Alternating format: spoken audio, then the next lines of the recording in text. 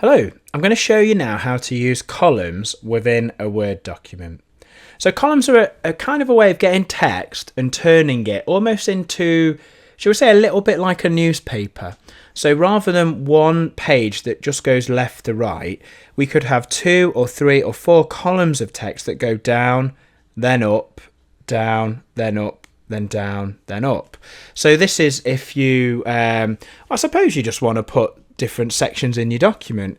If I was sort of describing a course, I might have a column for, say, a basic course, a column for an intermediate course, and a column for an advanced course.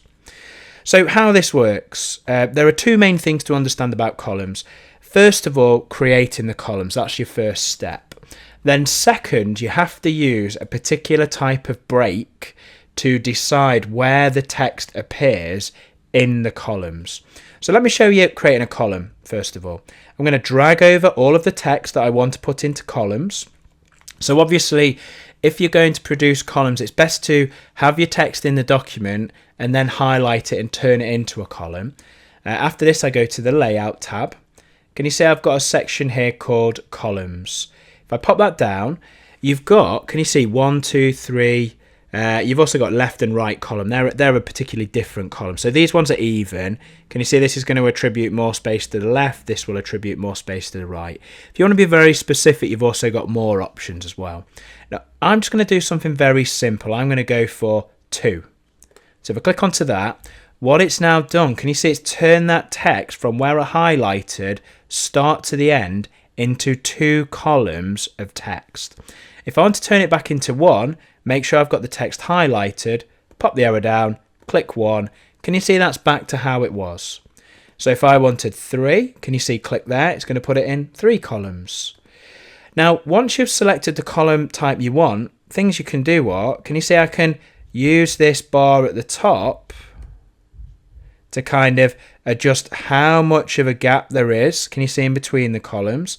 Kind of grab the edge of it. It's on the ruler, and that can kind of control what's going on. Also, you might want to change where the information appears. So for instance, this column starts overview, and then there's some bullet points here.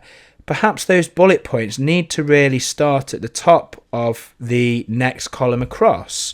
So what you have to do to achieve this is click to the left of a bullet point, then we go to this option here next to columns called breaks, and we need to use a particular type of break. It's called a column break. And what this is going to do when we click column break, everything to the right of where I've selected is going to be kind of broken up and pushed into the next column. So if I pop this one down here and go to column break, can you see that bullet point has disappeared from the column on the left? Now, can you see it appears over here at the top of the next column? Now, if we want to bring that back, we can go to, the end of the previous column and press delete a couple of times and it will bring it back.